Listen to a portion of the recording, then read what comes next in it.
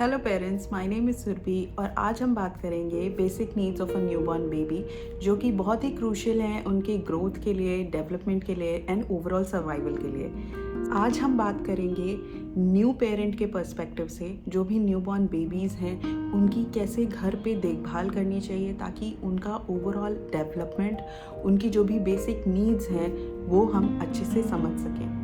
Video शुरू करने से पहले आप लोगों से रिक्वेस्ट है, ऐसे इंटरेस्टिंग वीडियोस के लिए चैनल को सब्सक्राइब करें एंड इस वीडियो को लाइक एंड शेयर करें ताकि ज़्यादा से ज़्यादा पेरेंट्स की हेल्प हो सके। शुरू करते हैं। सबसे पहला पॉइंट है जो हमें ध्यान रखना चाहिए बेबी की केयर के लिए इज़ फीडिंग न्यूबॉर्न बेबीज़ के लिए हमें हर 2 से 3 घंटे पे करते रहने चाहिए।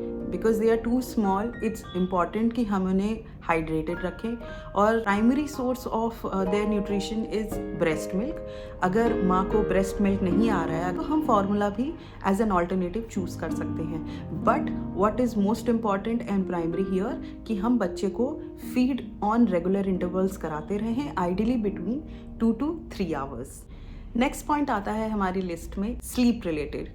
न्यूबॉर्न बेबीज़ जैसे हमें पता है कि वूम से आते हैं बाहर, तो उनके लिए सब कुछ बहुत ही न्यू है इस वर्ल्ड में। Very important point here is कि उनकी स्लीप से रिलेटेड क्या पैटर्न है।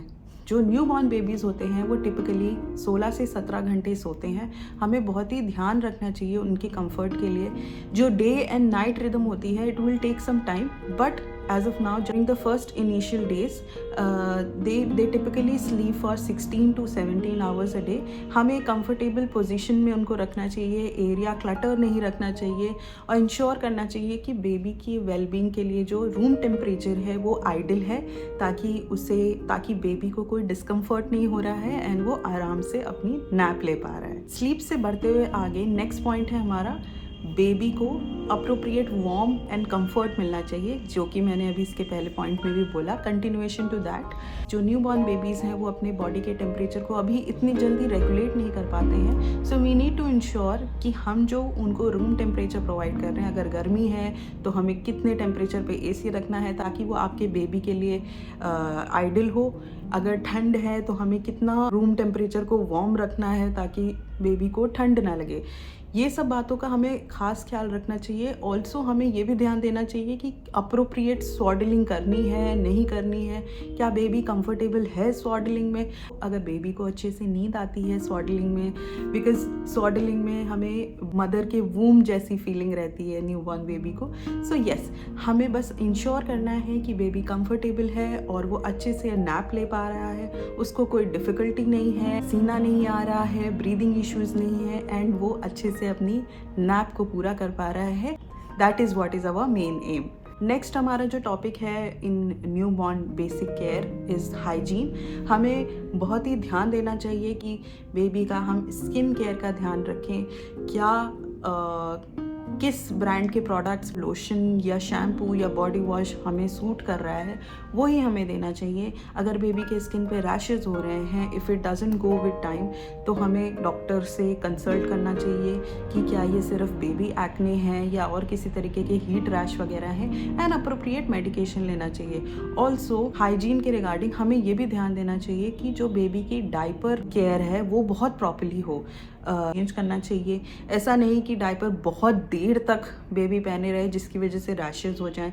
अगर वेट डायपर है, between the diaper changes also we should give 15 से 20 मिनट बीच में एक इंटरवल जिसमें वो अपने आप को कंफर्टेबल रख पाए, थोड़ा सा एयरी हो जाए, ब्रीदेबल हो जाए वो space, and regular diaper changes होने चाहिए और कोई रैश ना हो बेबी को। नेक्स्ट आता है हमारा टॉपिक कि जो बेबी का पीडियाट्रिशियन है उससे हमें रेगुलर चेकअप्स कराने चाहिए। हमें अपने स्केड्यूल, अपना कैलेंडर मार्क रखना चाहिए कि कब बेबी की नेक्स्ट विजिट है, बी इट फॉर वैक्सीनेशन और बी इट हमें कोई डाउट्स हैं या वैक्सीनेशन के बाद कोई हमें फॉलो अप प्रोसीजर के लिए जाना है, या हमें कोई भी एक इंडिकेशन मिल रहा है कि baby is not doing well या उसको कुछ कंसर्न्स हैं या हमें एज अ न्यू पेरेंट कुछ नहीं समझ आ रहा है। सो रैदर देन हमें इधर उधर पूछने से अच्छा है कि हम अपने बेबी के पेडियाट्रिशियन से ही बात करें और उनकी सलाह को सबसे सर्वोपरि माने, बिकॉज वो एक्सपर्ट्स हैं और वो आपकी बेबी की नीड के हिसाब से आपको डेफिनेटली गाइड करेंगे। नेक्स्ट पॉइंट आता है safety.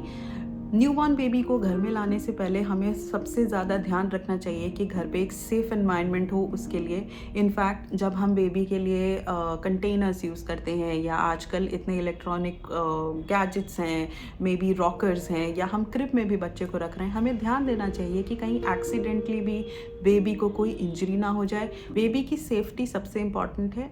You need to ensure कि कोई भी बेबी इक्विपमेंट हम यूज़ कर रहे हैं वो उसके मैनुअल हम अच्छे से पढ़ लें। जैसे भी हमें असेंबल करना हो as per the instructions, we need to do it very carefully ताकि बेबी को बाद में कोई सेफ्टी कंसर्न ना हो and as a new parent आप भी इंजॉय कर पाएँ बेबी के साथ। नेक्स्ट आता है हमारा point, bonding and emotional support.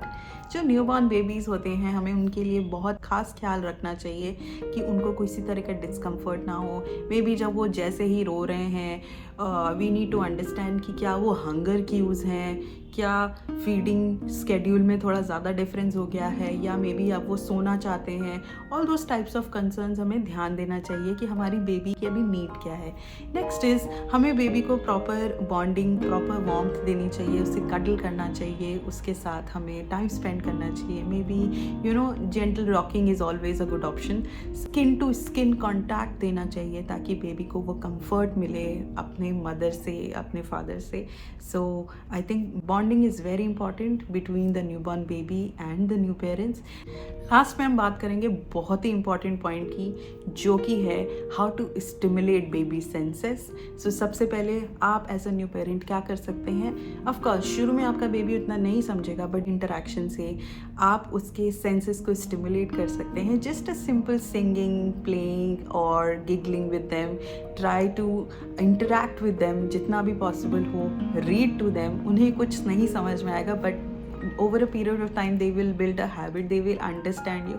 and जब बच्चा थोड़ा बड़ा होता है वो कूइंग शुरू करता है, इस तरीके से वो आपसे बहुत अच्छे से रिलेट कर पाएगा।